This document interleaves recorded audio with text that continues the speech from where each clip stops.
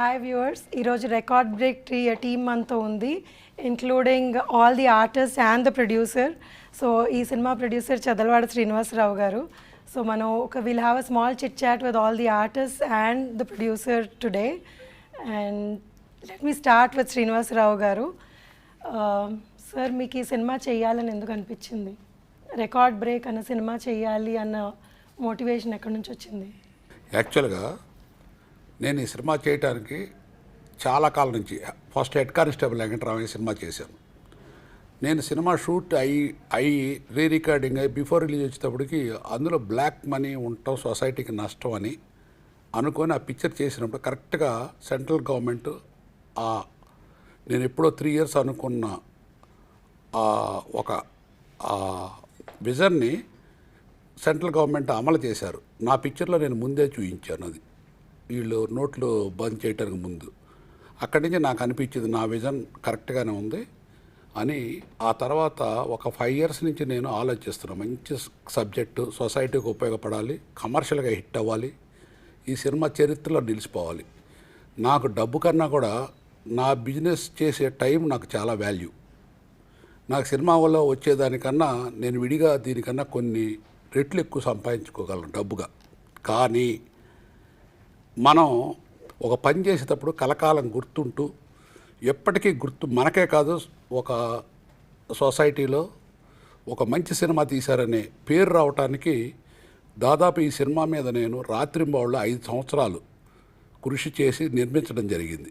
Even ఇవాళ కూడా ఎక్కడన్నా రీ రికార్డింగ్లో కానీ ఎఫెక్ట్లో కానీ నాకు అనుకున్న సౌండ్ అనుకున్న రేంజ్లో రాకపోతే ఇప్పుడు కూడా నేను ప్రసాద్ ల్యాబ్లో మళ్ళీ ఆ సౌండ్ కోసం పొద్దున్న సాయంకాలం ట్రై చేసి అది పూర్తి చేయించుకున్నాను. అంటే నేను రేపు ఈ సినిమా 8వ తారీఖు తర్వాత ఒక గొప్ప చిత్రాన్ని భారతదేశం తరపున ప్రపంచానికి చూపిస్తాను ఈ పిక్చరు. అది అందుకే ఈ సినిమా తీసా. మీ ఇంతకుముందు సినిమాలు అన్నీ లవ్ స్టోరీస్ అలాంటివి చాలా ఎక్కువ ఉన్నాయి. సో ఈ సినిమాలో మీరు అసలు ఆ లవ్ ట్రాకే లేదు. సో మీరు ఏమనుకుంటున్నారంటే ఎలా సినిమా నడిపిద్దామని అనుకుంటున్నారు? యాక్చువల్గా నేను చూసిన సినిమాలు మా ఊర్లో ఎవరు చూడలేదు. చిన్నప్పటి నుంచి నాకు సినిమా అంటే ప్రాణం. సినిమా చూడంగా ఆల్మోస్ట్ నిద్రపోయే రోజు అంటూ ఉండేది కాదు. సినిమా ఆడియన్స్ ఎక్కడ చప్పట్లు కొడతారు, ఎక్కడ రిసీవ్ చేసుకుంటారు, ఏ పాయింట్ని ఎక్కువ కాన్సన్ట్రేషన్ చేస్తారు, వాళ్ళకి ఏం కావాలి అనేది నాకు ఒక అవగాహన ఉంది. ఉదాహరణకి ఎన్టీ రామారావు గారి కథానాయకుడి సినిమా చూస్తే ఆ సినిమాలో ప్రతి సీన్కి క్లాప్స్ పడతాయి, ఒక్కో చోట కొట్టు అని కూడా అరుస్తారు. అందులో ఒక సీన్ ఉంది, రామారావు అన్నయ్య విలన్ దగ్గర ఉద్యోగం, గుమస్తా ఉద్యోగం. ఆయన పేరు శ్రీనివాసరావు, రామారావు అన్నయ్య. రామారావు పేరు సారథి. ఆ సినిమాలో ఆ విలన్ వాళ్ళ అన్నయ్యకి ఆయన ఏం చెప్పినా చాలా బాగుంటుంది. కానీ రామారావు సారథి అనే క్యారెక్టర్ రామారావు గారికి అది నచ్చదు. ఆ అన్నయ్య నువ్వు తప్పు మార్గంలో వెళ్తున్నావు, అతను నీ చేత చేయకూడని పనులు చేయించుకుంటాడని. తమ్ముడు మాటని అన్నయ్య విలన్కి ఎదురు తిరిగితే ఆ విలన్ ఇల్లు ఖాళీ చేయించడానికి రౌడీలు పంపించి ఆ ఇల్లు ఖాళీ చేయిస్తారు. అప్పుడు ఆ కుర్చీలని బయట పారేస్తుంటే రామారావు గారు అన్నయ్య గారి కూతురు బాబాయ్ బాబాయ్ ఆ రౌడీని కొట్టు బాబాయ్ అంటది. అనగానే హాలంతా షౌట్స్. అంటే ఒక సీను ఎంత మనకే అనిపిస్తుంది కొట్టు రౌడీలని. అట్లా కథానాయకుడు సినిమా చూసిన తర్వాత మామూలుగా మన సైకిల్ నార్మల్గా తొక్కుతుంటే సినిమా అయిపోయిన తర్వాత భలే స్పీడ్కి వెళ్తాం. ఎందుకంటే ఆ రామారావు క్యారెక్టర్ మనమే రామారావు క్యారెక్టర్ అయితే బాగుంటుందని ఆడియన్స్కే కాదు ప్రతి ఒక్కళ్ళకి కూడా అనిపించింది. ఇవన్నీ దృష్టిలో పెట్టుకొని నేను ఈ సినిమాని ఆ పునాదితో దీన్ని మొలకెత్తిచ్చాను, ఈ రికార్డ్ బ్రేక్ అనే సినిమాని. ఇక్కడి వరకు బాగుంది. మరి మీరు అందరు కొత్త వాళ్ళని పెట్టుకొని అంత రిస్క్ తీసుకొని ఇంత పెద్ద బడ్జెట్ సినిమా చేశారు. సో దాని మీద మీ ఒపీనియన్ ఏంటి? అంటే వీళ్ళందరూ కొత్త వాళ్ళు, వీళ్ళ మీద ఏం నమ్మకం పెట్టుకొని మీరు అంత సినిమా చేశారు? ఈ సబ్జెక్ట్కి ఎంత పెద్ద ఆర్టిస్ట్ వచ్చినా నేను చేసేవాడిని కాదు. ఎందుకంటే ఈచ్ సీను డైలాగ్ నేను చెప్పినట్టే వాళ్ళు చెయ్యాలి. ఎవరు సలహా ఇచ్చినా ఈ సినిమాకి నేను తీసుకునేవాడిని కాదు. కానీ రేపు ఈ చిన్న ఆర్టిస్టులు, ఈ కొత్త ఆర్టిస్టులు ఈ సినిమాకి పెద్ద పిల్లర్స్ కాబోతున్నారు. నేను 100% నేను తీసినందుకు నేను ఎంచుకున్న మార్గం. ఈవెన్ రైటర్ శ్రీనివాస్ కూడా కొత్త అబ్బాయి. అయినా సినిమా చూసిన తర్వాత నాకు అనిపించింది నేను తీసుకున్న నిర్ణయం 100% కరెక్టు. రేపు ప్రజలు గ్యారంటీగా ఈ సినిమాని ఆదరిస్తారని నమ్మకం నాకుంది. ప్రసన్న గారు చేంబర్లో అందరికీ సలహాలు ఇస్తూ ఉంటారు. మీరు ఆయనతో ఎలా చేయించుకున్నారు? అసలు ఆయన మీకు సలహా ఇవ్వకుండా మిమ్మల్ని ఏ ఇబ్బంది పెట్టకుండా చేశారు ఆ క్యారెక్టర్? యాక్చువల్గా 1984లో నేను హైదరాబాద్ వచ్చినప్పుడు ఈ ఊర్లో ఒక పెద్ద బిల్డర్ ఉండేవారు. ఆయన పేరు నేను చెప్పను. ఆయన ఎంత ఇల్లీగల్ కన్స్ట్రక్షను, ఎంత రౌడీజం చేసి ఇన్ఫ్లుయెన్స్ చేసేవాడో నాకు తెలుసు, నేను చూశాను ఆ రోజుల్లో. ఆ క్యారెక్టర్ని ఎంచుకొని అదే రకం మనిషిని చాలామందిని చూశాను, నాకు ఎవరు సెలెక్ట్ కాల. కరెక్ట్గా ప్రసన్న కుమార్ గారు ఆ క్యారెక్టర్కి బయటికేవో చాలా అందంగా చక్కగా ఉంటాడు, లోపల మైండ్ తేనె పూసిన కత్తి. అటువంటి క్యారెక్టర్ ప్రసన్న చేయగలడని నేను తీసుకున్నాను. ఆయన బాగా చేశారు, ఆ క్యారెక్టర్లో ఇమిడిపోయాడు. నేను అప్పుడు 84లో చూసిన మనిషి ఇప్పుడు రికార్డ్ బ్రేక్లో చేయబోయే విలను. ఆ బిల్డరు ఈ బిల్డరు ఇద్దరు ఒకటిగానే ఉంటారు. ప్రసన్న గారు మీ దగ్గరకు వస్తాను ఒక నిమిషం. మీకు ఎప్పుడన్నా అనిపించిందా ఏంటి నా చేత ఇలాంటి క్యారెక్టర్ చేయిస్తున్నారు, అసలు ఇప్పుడు తేనె పూసిన కత్తి అని కూడా అన్నారు. సో మీరు అది చేయగలిగారా? అందులోకి మోల్డ్ అవ్వగలిగాను, నాకు ఏ ఇబ్బంది లేకుండా అని ఈజీగా చేయగలిగారా? లేకపోతే ఆయన లేదు ప్రతి షార్ట్కి మీకు లేదు నాకు ఇలా కావాలి అని ఏమైనా ఇబ్బంది పెట్టిన ఇన్సిడెంట్స్ ఉన్నాయా? అంటే అసలు first of all Chadalavada Srinivasarao ఆ క్యారెక్టర్ ఇవ్వటమే నన్ను చాలా ఇబ్బంది పెట్టిన విషయం. సో నా ఒరిజినల్ క్యారెక్టర్కి సినిమాలో క్యారెక్టర్కి టోటల్ నాన్ సింక్. కాకపోతే చదలవాడ శ్రీనివాసరావు ఏం చెప్తే అది చేశా. దానిలో నేను చేసింది బాగా చేశాను అని అంటే the credit entire goes to Chadalavada Srinivasarao. So మనం ఇక్కడ జనరల్గా ఏంటంటే ఛాంబర్లో కౌన్సిల్ ఇక్కడ ఉంటే మనం ఒకరికి హెల్ప్ చేసే నేచరే ఉంటుంది కానీ ఒకరిని ఇబ్బంది పెట్టే నేచర్ ఉండదు. కానీ ఇక్కడ క్యారెక్టర్లో ఒక విలన్ క్యారెక్టర్, ఒక నెగిటివ్ యాంగిల్లో క్యారెక్టర్, దాంతోపాటు ఒక మున్సిపల్ కమిషనర్ యాంగిల్లో మీరు తిట్టే తిట్లు కూడా నేను భరిస్తూ, ఒక విలన్ని భరిస్తూ ఆ భరించేటప్పుడు కూడా లోపల మానసిక సంఘర్షణ అంటాం చూసారా, మనకి ఇంత కర్మ అవసరమా అని చెప్పి అన్నంత రేంజ్లో ఉంది. కానీ ఆ క్యారెక్టర్ డిమాండ్ మేరకు చదలవాడ శ్రీనివాసరావు ఏం చెప్తే అది, ప్లస్ చదలవాడ శ్రీనివాసరావు ప్రతి పిన్ పాయింట్ కూడా ప్రతిదీ పర్ఫెక్ట్గా అబ్జర్వ్ చేసి దాని ప్రకారం ఆయనకి ఏం కావాలన్న దగ్గర కాంప్రమైజ్ అవ్వకుండా కంపల్సరీ ఇచ్చేస్తారు. సో ఆయన ఇక్కడ ఏంటంటే కథనం అనేది మెయిన్ పెట్టుకుని, సో ఇంతమందిని అంటే ఆయన ఎందుకు స్టార్స్ని పెట్టుకోలేదు అని అంటే అక్కడ పాత్ర కనపడాలి. అక్కడ ఒక హీరోనో లేకపోతే ఒక నోటెడ్ టాప్ విలనో అంటే పలానా విలన్ చేశాడో లేకపోతే పలానా టాప్ హీరో చేశాడో ఈ టైప్లో ఉంటుంది. ఇప్పుడు నిహార్ కపూర్ ఆయన పెట్టుకున్న, ఈవెన్ నాగార్జున గారిని పెట్టుకున్న, అక్కడ వాళ్ళ పాత్రలు కనిపించేటట్టుగా ఆయన ప్లాన్ చేసుకుని అన్ని పాత్రల యాంగిల్లోనే చేసుకుంటూ ప్రతి దాంట్లోనూ ఈవెన్ రికార్డింగ్ మిక్సింగ్ చేసేటప్పుడు కూడా పలానా ఏఆర్ రెహమాన్ గారి థియేటర్లో పలానా సౌండ్ ఇంజనీర్ కావాలంట, ఆ సౌండ్ ఇంజనీర్ అని అనుకుంటే దాని తర్వాత మళ్ళీ ఆ సౌండ్ ఇంజనీర్ క్వాలిటీకి ఏమీ తగ్గకుండా ఆల్రెడీ రాధాకృష్ణ గారు ఎన్నో అవార్డ్స్ వచ్చినాయి, అద్భుతమైన ఇంజనీరు. సో ఆయన మిక్సింగ్ పర్ఫెక్ట్గా చేస్తాడని దగ్గరుండి ప్రతిదీ పిన్ టు పిన్ చెక్ చేసుకుని ఇది ఒక ఆయన బ్రెయిన్ చైల్డ్. సార్ ఇప్పుడు ప్రసన్న గారు అన్నారు, ఇది నేను చాలా సెట్లు చాలామంది అనడం కూడా విన్నాను, ఆయన చెప్పినట్టే చెయ్యాలి, ఆయన ఏది చెప్తే మేము అదే చేసాము, మాకు వీ కెనాట్ డూ, మన ఓన్గా ఏమి చేయలేము. సో ఇదేమన్నా మీరు ఎవరి సలహా నేను తీసుకోను ఎందుకంటే దీన్ని రెస్పాన్సిబిలిటీ నేనే తీసుకోవాలి అన్నా, లేకపోతే మీ మీద మీకు అంత నమ్మకం ఏమైనా ఉందా? ఎందుకంటే మీ టీంలో అజయ్ కుమార్ గారు, ఆయన మాతృదేవో భవ సినిమా చేశారంటే is a big director and well known director. So ఆయన సలహా కూడా మీరు తీసుకున్నట్టు లేరు. సో మీరు ఎందుకు అంత పర్టికులర్గా నేనే మొత్తం చెయ్యాలి A to Z, ప్రతి ఒక్క చిన్న విషయం, ఈవెన్ ఇప్పుడు మన ఎఫెక్ట్స్లో కూడా ఒక చిన్న క్లాప్ సౌండ్ కూడా మీకు నచ్చినట్టు మీరు చేయించుకున్నారు. సో ఏదన్నా రీజన్ ఉందా మీరు ఎవ్వరి మాట నేను వినను, నేను ఇలాగే చేస్తాను అనడానికి? యాక్చువల్గా ఇప్పుడు గవర్నమెంట్ ఉంటుంది, ఒక యుద్ధం వస్తుంది, ఒకసారి వాళ్ళు హ్యాండ్ ఓవర్ చేస్తారు ఆ క్యాప్టెన్కో లేకపోతే ఆ జనరల్కో యుద్ధం చేసి చూయించండి అని. ఆ తర్వాత గవర్నమెంట్ మాట వాళ్ళు వినరు, కింద సిపాయిలు చెప్పింది వినరు, క్యాప్టెన్ చెప్పినట్టు వినాల్సింది అది. అట్లానే సినిమా ఇండస్ట్రీలో డైరెక్టర్, ప్రొడ్యూసర్ అనే అతను డబ్బులు పెడతారు, బట్ డైరెక్టర్ అనే అతను ఆ కమాండింగ్ ఉంటేనే అది సక్సెస్ అవ్వటానికి ఎక్కువ అవకాశం ఉంటుంది. డైరెక్టర్ ఇంకొకళ్ళ మాటిని, హీరో మాట లేకపోతే ఇంకోళ్ళ మాట వింటే అది so many cook spoil the food లాగా ఉంటుంది. అందుకని ఎట్టి పరిస్థితుల్లో ఈ సినిమాలో ఎవరి మాట వినలేదు. కాకపోతే నాకు డైరెక్షన్ నేను అంత ఎక్స్పర్ట్ని కాదు. నాలో ఒక భాగమైన మా అజయ్ కుమార్ గారు నేను చేసే వాటిలో ఎక్కడన్నా టెక్నికల్గా మిస్టేక్ ఉంటే ఆయన ఒప్పుకునేవాడు కాదు. నాకు ఆయన సపోర్టు 99% ఈ పిక్చర్ బాగా రావడానికి ఉపయోగపడింది. That's nice. సో మీరు మీ కన్విక్షన్తో ఈ సినిమా తీశారు బేసికలీ. సో ఈ సినిమా ఎలా ఉన్నా అంతా రెస్పాన్సిబిలిటీ మీది, క్రెడిట్ ఆఫ్ కోర్స్ చేసిన వాళ్ళకి కూడా ఉంటుంది కొంచెం. But it's very nice sir. అంటే అంత స్ట్రాంగ్గా అందరి చేత చేయించుకోగలగడం అన్నది చాలా కష్టమైన పని. ఎందుకంటే చాలామంది, కొన్నిసార్లు నేను ఇబ్బంది పెట్టిన విషయాలు ఉన్నాయి, కానీ చాలామంది ఇది బాగుండదేమో అని అన్ని, అంటే ఆ చనువుతోనో కానివ్వండి, లేకపోతే వాళ్ళకున్న ఎక్స్పీరియన్స్ కానీ మీకు ఏదైనా వచ్చి చెప్పడం జరిగేది. కానీ బట్ ఇట్స్ నైస్, సినిమా మొత్తం చూశాక ఎవరికన్నా అర్థమవుతుంది ఎందుకు ఆయన మాట వినలేదు, లేకపోతే ఆయన ఎందుకు ఇలాగ.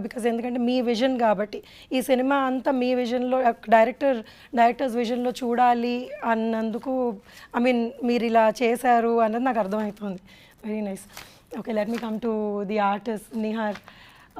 So is there any incident that you can never forget in the movie and మీరు చేసింది మీకు అబ్బో నేను ఇది మర్చిపోలేను, నేను నా కెరియర్లో నేను ఇలాంటిది చేయలేదు, లేకపోతే ఇది నాకు గుర్తుండిపోతుంది అన్నది? యాక్చువల్గా క్యారెక్టరైజేషనే టోటల్గా అలా ఉండింది. అంటే మామూలుగా నాకు ఫిజికల్ పర్సనాలిటీ చూస్తే మరి విలన్ క్యారెక్టర్స్ ఇలాంటివి వస్తూ ఉంటాయి. బట్ ఇలాంటి యూనిక్ క్యారెక్టరైజేషన్ ప్లస్ ఈ సినిమాలో చాలా నేర్చుకున్నాను నేను. నాకు అది ఒక stepping stone of my not only career but also in life. So అందువల్ల I have to give credit to sir for all that. మీ ఇంతకుముందు అడిగినట్టు you so perfectionist and disciplinarian, అన్నీ పక్కాగా ఉండాలి, కరెక్ట్గా ఉండాలని. So that I have learned and for me that is actually what I take away from it. Disciplinarian అన్న వర్డ్కి నేను ప్రసన్న గారిని అడుగుతాను. Sir, what does he mean by disciplinarian? అంటే ఆయన అనుకుంటే అనుకున్నట్టు. ఇప్పుడు ఆయన ఒక రోజున ఇప్పుడు ఒక షూటింగ్ చేస్తా అంటే జిమ్మి ఆ రోజు అవసరం లేదని అనిపించింది ఒకటి. అలాగే ప్రాపర్ ఫుడ్ పలానా ప్లేస్లో తీసుకురండి ఏదైనా అంటే అది ప్రొడక్షనల్ సరికి తీసుకురాదు. దాంతో ఆయనకి నష్టం వచ్చినా సరే ఆయన డిసిప్లిన్ తప్పేటట్టయితే కాదు అని చెప్పి ప్యాకప్ అన్నారు. ఆ ప్యాకప్ అని అంటే ఏమంటే నేను జిమ్మి వాళ్ళ దగ్గరికి వెళ్తే సరే ఇంతకాలం మాకు ఆయన అవకాశం ఇచ్చారు, సో ఇవాళ ఒక రోజుకి ప్రాబ్లం ఉంది, అవసరమైతే మేము ప్యాకప్ చెప్పుకొని మేము పైసా తీసుకోకుండా వెళ్ళిపోతామని అనగానే ఆ విషయం ఆయనకి తెలిసి వాళ్ళ తప్పు లేకుండా వాళ్ళు ప్యాకప్ చెప్పుకొని వెళ్ళిపోవటం ఏంటి, నో నేను చేస్తానని చెప్పి, అంటే వాళ్ళు బేటాలకి రాకపోతే అది తప్పు అని చెప్పి ఆయన ఒక పాయింట్ ఆఫ్ వ్యూలో ప్రొడక్షనల్ సరిగ్గా చేయలేదని పాయింట్ ఉండి మళ్ళీ ఇటు కార్మికులు ఇబ్బంది పడుతున్నారనే ఇదిలో మళ్ళీ ఆయన ఆ కార్మికుల కోసం ఆ డిసిప్లిన్ తప్పి ఇమ్మీడియట్ ఆయన షూటింగ్ చేశారు. మార్నింగ్ నుంచి నైట్ వరకు చేశారు. దాదాపు నైట్ ఆ రోజున ఎండ్ ఫైనల్ సీన్లో కూడా ఒక విలన్కి ఇంకొకళ్ళతో ఉండ పరిచయం అనేది రివీల్ చేస్తూ ఒక బెంచ్ కార్లో వచ్చే ఒక సీన్తో ఫినిష్ చేసి పర్ఫెక్ట్గా మార్నింగ్ నుంచి ఎండ్ వరకు పర్ఫెక్ట్గా చేశారు. డిసిప్లిన్ అనేది ఆయన మైండ్లో ఉంటుంది. డిసిప్లిన్తో పాటు కార్మికుల శ్రేయస్సు అనేది వీళ్ళందరిది కూడా ఇప్పుడు ఆయన మైండ్లో ఉంటుంది.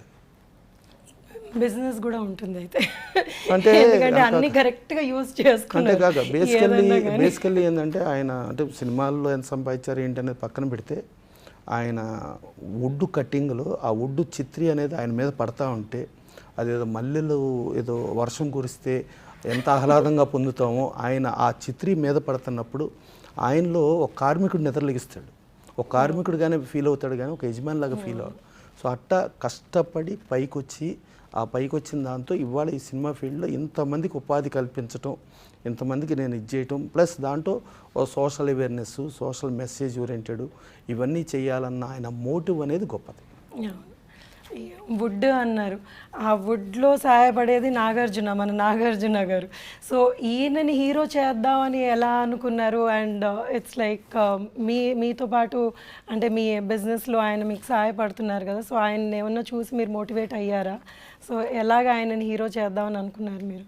యాక్చువల్గా నేను నా ఫ్రెండ్ అజయ్ వాళ్ళ ఇంట్లో కూడా మీ ఇద్దరికి కలిసినన్నిసార్లు వాళ్ళ ఇంట్లో అన్నం తిని ఉండరు. నేను మా ఇంట్లో కూడా అజయ్ నేను కలిసినన్నిసార్లు మా ఫ్యామిలీతో తినలేదు. అజయ్ నా అమ్మట లేకపోతే నాకు ఒక లోటుగా ఉంటుంది. మీ ఇద్దరు చెట్టు కింద కూర్చొని ఏదో మాట్లాడుకుంటుంటే ఇతను మన నాగార్జున వాళ్ళ బ్రదర్ ఇద్దరు నడుచుకుంటూ వెళ్తుంటే ఇద్దరు ఒకే టైప్లో ఉన్నారు.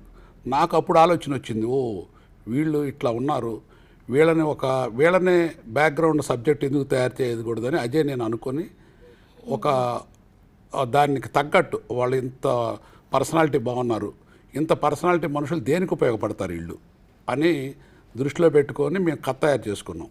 కథ తయారు చేసుకున్న తర్వాత మా బాబు సినిమా గ్యాంగ్స్టర్ గంగరాజులో నిహార్ని చూశాను. నిహార్ అంటే జయసుధ గారు అంటే ఆవిడ మా ఇంట్లో మా కుటుంబంలో ఒక సభ్యురాలు ఆవిడ, ఇప్పుడు ఎప్పటికి కూడా. వాళ్ళ అబ్బాయి ఇంకా నా చేతుల పని ఇది. అందుకని నేహార్ని వాళ్ళు అడిగే పని లేదు. నా నేహార్ని వచ్చి నుంచి నిన్న ఢిల్లీలో ఉన్నారు, నేను చెప్పి పెళ్లి పాపం వాళ్ళది, అయినా సరే వదిలేసి పరిగెత్తుకొచ్చారు. ఇక నాకు ఆ చనువు ఉంది వాళ్ళ దగ్గర. అందుకని వాళ్ళ కోఆపరేషన్తో ప్లస్ రగ్ద, ఇంకా అమ్మాయిని ఎంత చెప్పినా తక్కువ. అమ్మాయి జయసుధ గారు అంత ఆర్టిస్ట్, అమ్మాయి గురించి కూడా ఇప్పుడు జయసుధ గారు అంత ఆర్టిస్ట్ ఆ అమ్మాయి. వాళ్ళిద్దరు కూడా చాలా బాగా చేశారు. అర్థమైందా? నేను రేపు జరగబోయేది ఏంటంటే ఈ ఇద్దరు హీరోలు ఈ హీరోయిన్ నేను మళ్ళీ కాల్ షీట్స్ తీసుకొని అంత రేంజ్కి వెళ్తారు. అంతవరకు నాకు తెలిసి ఈ సినిమా రిలీజ్ అయిన తర్వాత. నాగార్జున గారు అది చాలా పెద్ద మాట ఆయన అన్నది. సో అలా అవ్వాలని కోరుకుంటున్నాను. సో మీకు అసలు సినిమా ఇండస్ట్రీలో అంటే బ్యాక్గ్రౌండ్గా ఉన్నారు, చూస్తున్నారు కాబట్టి, అంటే ఎప్పుడు సినిమాలు ఏవి చేయలేదు కదా. సో ఆ వుడ్లోంచి సినిమాలోకి రావడం మీకు ఎలా, how did you feel and me experiences ఏంటి ఈ సినిమా చేసిన తర్వాత? నాకు ఫస్ట్ ఆఫ్ ఆల్ ఏంటంటే నాకు యాక్టింగ్ అంటే ఇంట్రెస్ట్ ఉంది. అట్లా నేను మామూలుగా వీడియో అట్లా చూసుకుంటే అది బై గాడ్ గ్రేస్ నాకు సార్ అవకాశం ఇచ్చారు. దాన్ని నేను ఎంతవరకు తీసుకెళ్ళాను అనేది నాకు important. I think you did a very good job అండి. ఆ లాస్ట్ మేము ట్రైలర్లో మిమ్మల్ని చూస్తే అసలు ఆ ఎక్స్ప్రెషన్స్ అవన్నీ ఫస్ట్ టైం అట్లా చేయలేదు, చాలా బాగా చేశారు. మీరు కొడితే నిజంగా ఏమైనా అందరు బొక్కలు ఇరిగిపోయేటట్టు ఉన్నాయి. Very nice. So let's come to the beautiful ladies. So first హాఫ్లో వచ్చేది మనకి Sonia బిర్జే. Hi Sonia. Hello. Sonia, I'm sure it would have been pleasure working with you for everybody. So I just want to know, what is your experience while shooting for this film, because this must be your first South Indian film? No, I have done some work okay. down in the South. Okay. And as an industry, what I've experienced compared to Bollywood, Bombay and the work that happens there, the culture, there's a different temperament that goes on in the industry here. And they are very passionate people over here, for sure, and sensitive also, you know, and fast, like professional. They know what they want, and it's quick, and it's fun, because half of the language I cannot understand a lot but of you times. enjoyed your work, whatever you've done. Yes, for sure. And talking about this movie, the character, I mean, you know, I never saw it coming my way. It just came. This is something like that you do as an art, like, you know, those artistic movies and everything. So for me, it was amazing when I got to understand what my character is. I was very kicked and very happy to do It's it. actually not very easy for anybody to do that character with such an ease. Actually, when I saw your scene, I was like really impressed. I mean, Thank you. this girl just carried it off so well. So it was very nice, very Thank you nice, so and much. you know, you did really well, I guess. Thank you. So you had good experience while working, or do you remember anything that you want to share with us and which you thought was, oh my god, what am I doing, kind of, you know? No, I mean, it didn't feel very alien to me. Like, so my character's name is Durga, and like a very rough, strong woman, like, and labor class, but she can do anything to get her way out. Kuch bhi kar sakti ho, you know, like there's nothing right or wrong for her. But again, for me to get into that character, because I've grown up, thanks to my mother, I have seen a lot of artistic films, so like Smita Patil, Shabana Azmi, and all these guys, and they used to perform a lot of characters like this. So my mom used to always tell me, watch and learn, like look at them, you know, that is real acting, watch them. We're really proud to watch you in Yeah, this way you've done, I'm and I'm so sure. happy it's releasing in Hindi also. Yes. So my mom can watch it and understand. Yes, now that you said Hindi, sir, one last question. మీ మీద వాళ్ళని అడగాలి నేను. ఒక్క language, రెండు లాంగ్వేజ్లో release చేయడానికే చాలా మంది చాలా ఇబ్బందులు పడుతుంటారు. మీరు ఆల్మోస్ట్ 8 లాంగ్వేజెస్లో రిలీజ్ చేద్దాము అని అనుకుంటున్నారు. సో ఐ మీన్ అది really me I mean I don't want to say, అంటే ఏంటి ఆ ధైర్యం అని? ధైర్యం కాదు, సబ్జెక్ట్ ఇది యూనివర్సల్ సబ్జెక్ట్. ఇది ఖచ్చితంగా అందరు చూడాల్సిన సబ్జెక్టు. ఇది చూసిన వాళ్ళకి ఉపయోగపడే సబ్జెక్ట్, ఒక ఇన్స్పిరేషన్, ఒక మంచి జరుగుద్ది చూసిన వాళ్ళకి. అండ్ మీ ట్రైలర్లో దానిలో ట్రాక్టర్లు ఎత్తేసి ఇదంతా అంటే చాలా ఎక్కువగా ఉంది, అంటే ఒక మనిషి ట్రాక్టర్లు ఎత్తేయడం. సో అది మీరు ఎలాగ జస్టిఫై చేస్తారు ఇది? అంటే మీకు ఐడియా ఎలా వచ్చింది ఫస్ట్ ఆఫ్ ఆల్ ఆ ట్రాక్టర్ ఎత్తేయాలి అన్న ఐడియా, అందులో మనుషుల్ని పెట్టి మరి ట్రాక్టర్ని ఎత్తాలి అన్నది? యాక్చువల్గా ట్రాక్టర్ ఎత్తిన దానికన్నా ఇంకా ఎక్స్ట్రాడినరీ సీన్స్ ఉన్నాయి అందులో. క్లైమాక్స్లో వీళ్ళు నిజంగా వీళ్ళిద్దరు హీరోలు వీళ్ళు పడిన కష్టం ట్రాక్టర్ ఎత్తిన దానికి, నిజంగా ట్రాక్టర్ ఎక్కిన దానికన్నా ఎక్కువ నేను చాలా చోట్ల బాధపడ్డాను, భయపడ్డాను కూడా తీయటానికి. అవును, చాలా రిస్కీ షాట్స్ చేశారు. చాలా నాకు ఒకటి గుర్తుంది, వీళ్ళు నిజమైన మొద్దుల్ని actually నెట్టారు.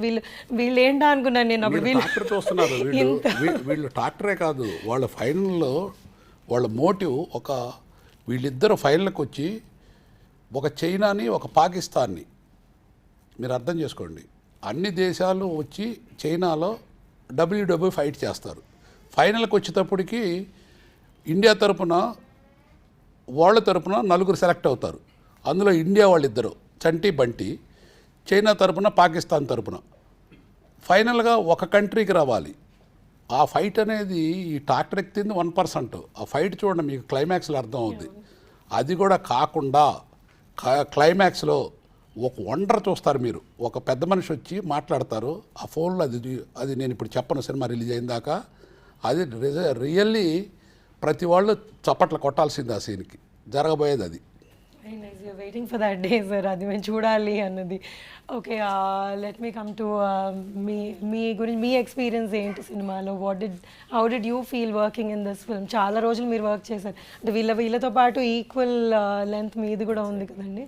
So how did you feel about the whole thing? ఈ ఫిలిం వర్క్ చేయడం చాలా ఫెంటాస్టిక్ ఫీలింగ్ అండి. ఎందుకంటే ఇట్స్ ఈ scale of the film is also very big అండి వెన్ కంపేర్ టు. సో మీ క్యారెక్టర్ గురించి చెప్పండి. యా, నా క్యారెక్టర్ గురించి ఏంటంటే అండి, to find out the persons capacity, వాళ్ళ ఎబిలిటీ, ఓకే ఈ లెవెల్లో వాళ్ళు వెళ్ళే స్థాయిలో ఉన్న పొటెన్షియల్ ఉంది అని చెప్పేసి అది కనుక్కునే క్యారెక్టర్ అండి అది. ఎట్లాంటిదంటే ఐఎమ్ లైక్ ఏ శిష్యుడు ఆఫ్ మన చలపతిరావు గారి దగ్గర శిష్యుడిలాగా.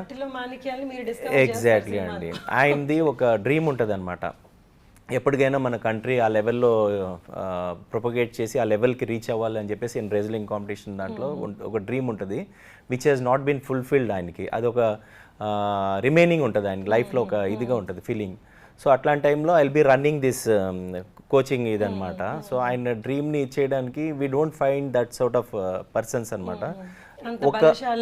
ఎగ్జాక్ట్లీ అండి. సో ఒక సిచ్యువేషన్ ఎలాగ అరైజ్ అవుతుంది అంటే when the story keeps going, ఒక సిచ్యువేషన్లో ఐ ఫైండ్ అవుట్ అండ్ చెప్తాను అనమాట, సార్ వీళ్ళు చాలా పెద్ద పొటెన్షియల్ ఉంది, వేర్ వీ కెన్ మన డ్రీమ్ కూడా with these people we can achieve.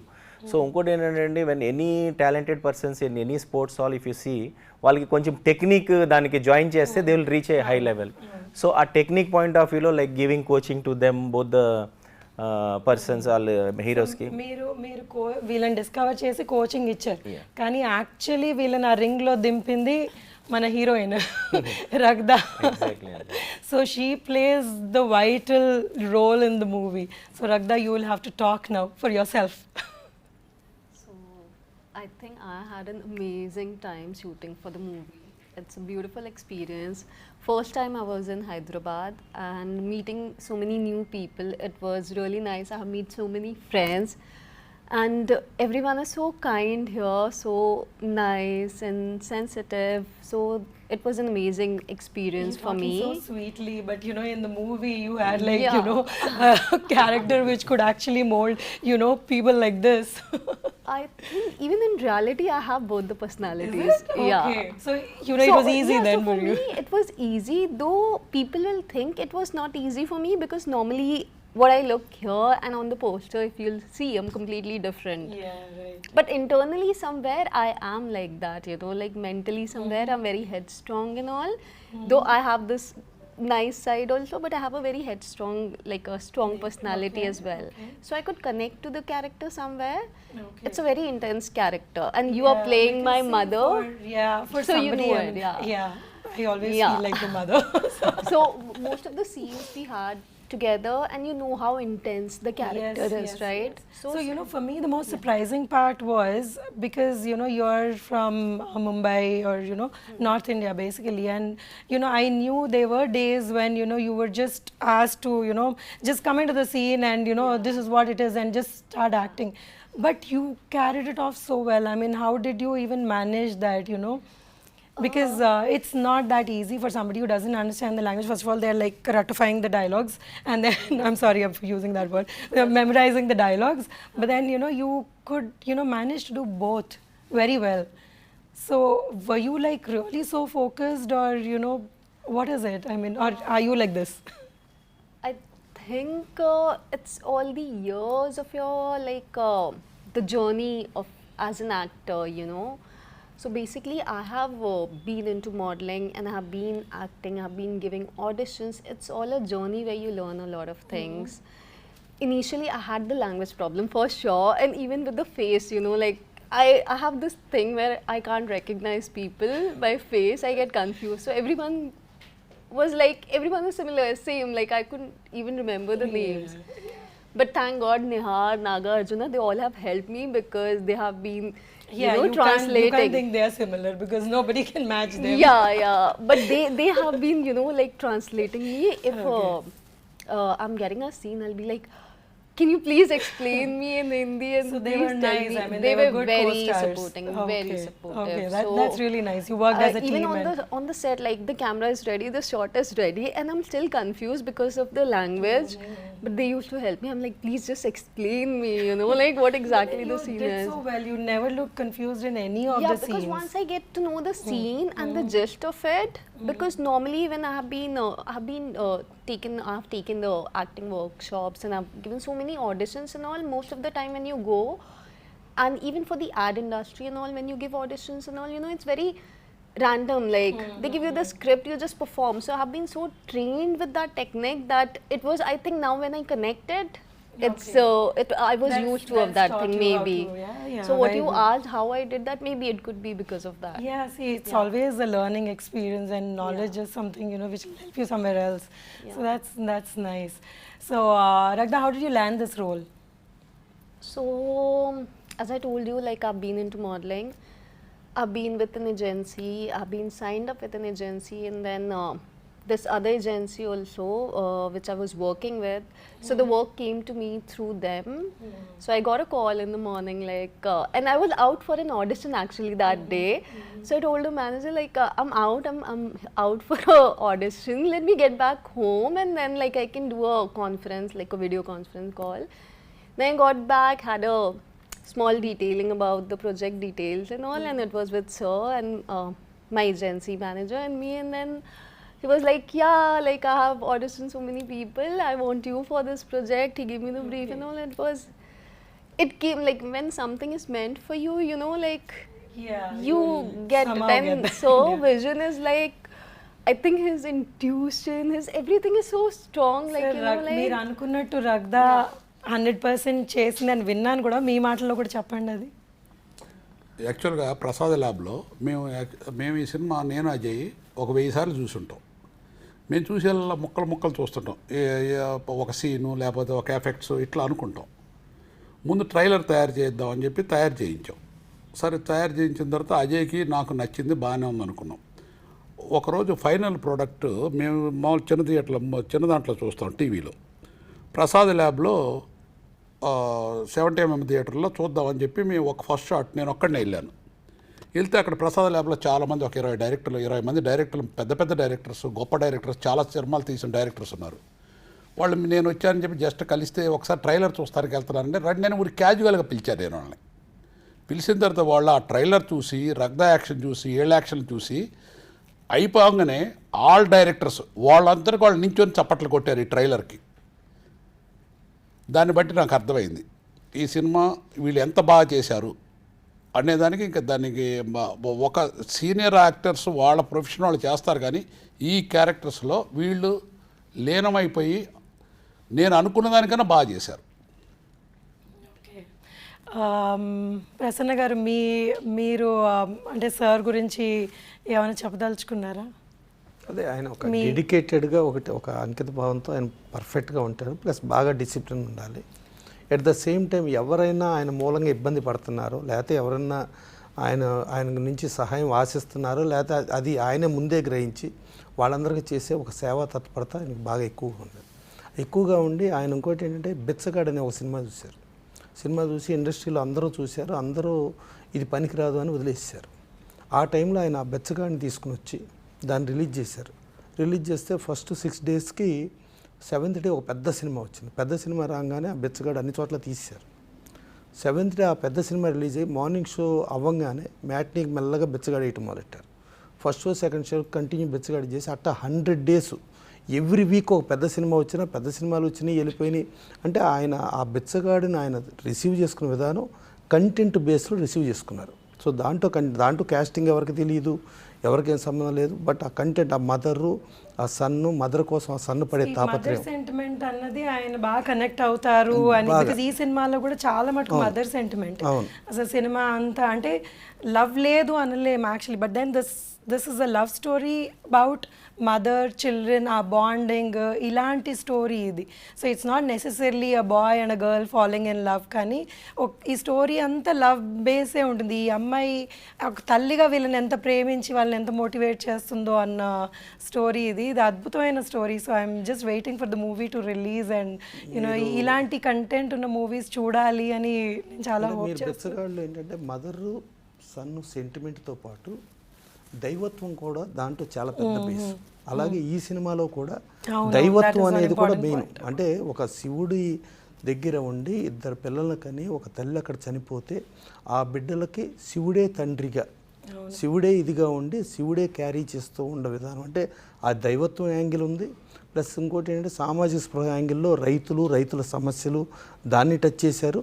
Plus అనాథలైన వాళ్ళకి ఎవరి దిక్కు అంటే దేవుడే దిక్కు అనుకుంటా. అలాంటి అనాథలు వాళ్ళల్లో ఉన్న ఒక స్కిల్ని కనిపెట్టి వాళ్ళని ఒక వరల్డ్ రెజ్లింగ్ ఛాంపియన్స్గా, అంటే మనం ప్రతి ఒక్కడు భారతీయుల్లో కూడా మనకు ఏదైనా గౌక్కుని ఒక క్రికెట్ మ్యాచ్ వచ్చినా, ఇంకోటి వచ్చినా, ఒక ఇండియా పాకిస్తాన్ వచ్చిందంటే ఇండియా గెలవాలి అనేది ఒక ఎమోషన్ ఆటోమేటిక్గా క్యారీ అవుతుంది. సో ఆ ఎమోషన్ క్యారీ చేసేందులో ఒక ఇండియా, చైనీసు 2 ఫైటర్స్ని అక్కడ పెట్టుకుని ఇటు ఇండియన్స్కి సంబంధించిన రెజ్లింగ్, అంటే పాకిస్తాను చైనాని కొట్టే ఆ ఇండియా సెంటిమెంట్ ప్రతి ఒక్కడు భారతీయుల్లోనూ ఒక కసి, గెలవాలి అని. ఆ గెలిసే ప్రదర్శనంలో వీళ్ళు ఒక స్టేజ్లో చిన్నగా ఓడిపోతారేమో అని అనుకుంటే దాంట్లో కూడా దైవత్వం మిక్స్ అవ్వటం, దాంతో కూడా వీళ్ళు ఒక ఎబిలిటీ చూపించి ఫైనల్గా వాళ్ళు కొట్టడం. అంటే ప్రతి భారతీయుల్లోనూ రోమాలు ఎక్కబడుచుకునేటట్టుగా ఉండే ప్రతి కంటెంట్ దీంట్లో ఉంది. అలాంటి నెంబర్ ఆఫ్ ఐటమ్స్ అన్నిటికీ పెట్టుకుని ఆయన ఒక రికార్డ్ బ్రేక్, అంటే ఒక భారతీయులు వెళ్ళి చైనాని పాకిస్తాన్ని కొట్టి వాళ్ళ ఛాంపియన్స్గా వాళ్ళు ఇది చేయటం. ప్లస్ ఆయన విజన్లో చూసుకుంటే ఇప్పుడు ఈయన సినిమా తయారు చేసుకున్న కానించి, సినిమా తీసిన కానించి కొన్ని ఒక ప్రైమ్ మినిస్టర్ ఒక అప్రిషియేట్ చేసే ఒక సీన్ ఉంటుంది. ఆ సీన్ కూడా ఈయన పెడతాం జరిగింది.